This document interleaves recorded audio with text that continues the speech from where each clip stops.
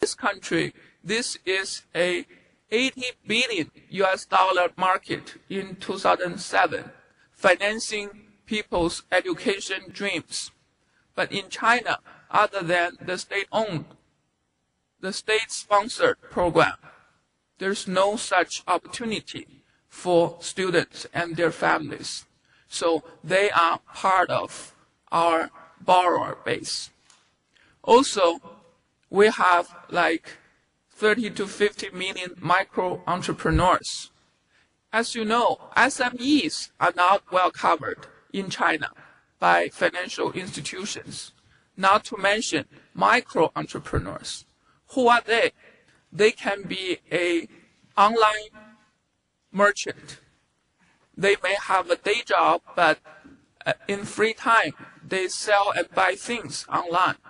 Or they are, in Chinese, 个体户, individual entrepreneurs, okay, not covered at all by financial institutions.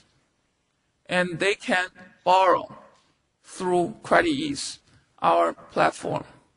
Also, poor rural female borrowers, as in Grameen's case, supported in Bangladesh by Grameen organization, and Chinese poor female borrowers right now can borrow through CreditEase platform. The demand has been very high, particularly so from those micro entrepreneurs, students and families, and the rural poor. How does the model work? As you can see, on the platform, there are two groups of people. One group is called lenders, people with money, wishing to lend to and help people in financial need. On the other side of the platform, there are borrowers, individuals looking for financial help using their credit value. And the platform does two things. One is to link the two groups together. The other thing, very important in China, is to do credit management and risk control.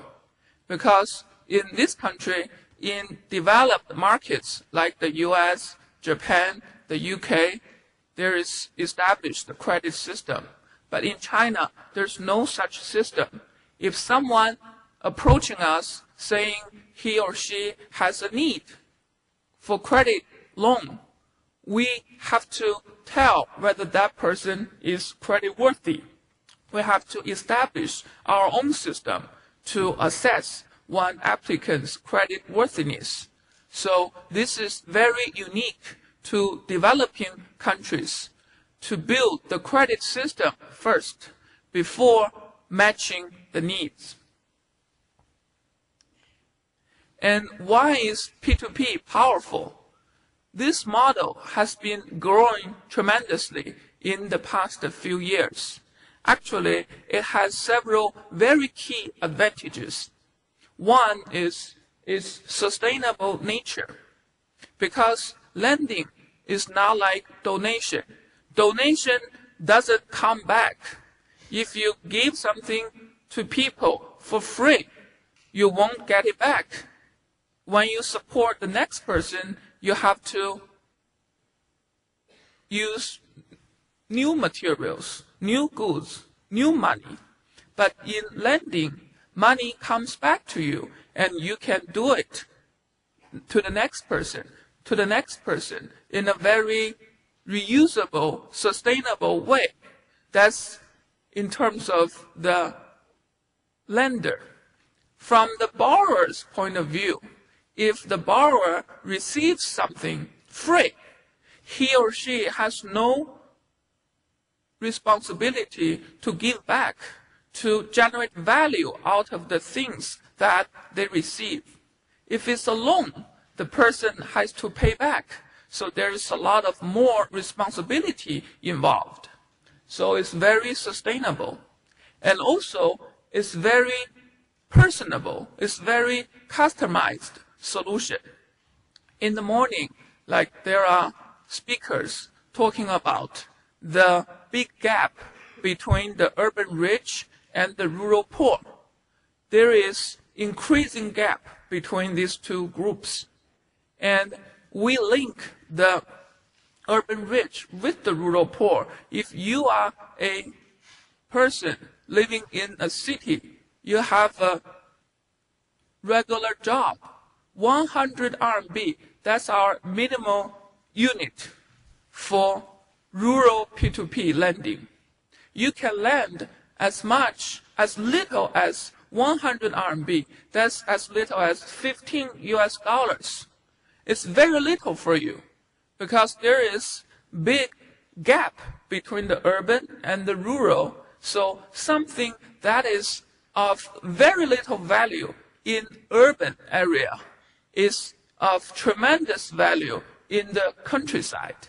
So something that is not a big thing for you can be a big thing for the person you wish to help in the countryside.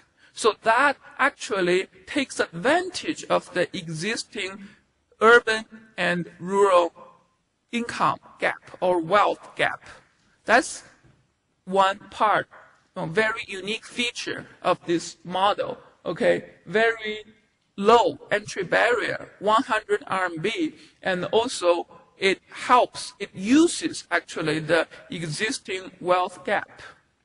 Also, it's very personal, it's very customized, very personable. You have your own choice because in a P2P relationship, you can choose whether to lend to a female borrower hoping to raise pigs in Hebei province or someone in Gansu province wishing to plant potato. Okay, because like if you are from Gansu province, you are a Gansu-ren, you may be more interested in helping people from Gansu. If your childhood involved like pig raising, you may be more interested in helping someone doing the same. And some of our lenders chose their borrowers exactly according to their personal preferences, their past history.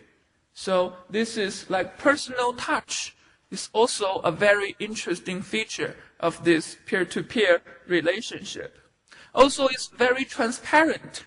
You know where your money goes, okay, to the person of your choice. It's very transparent.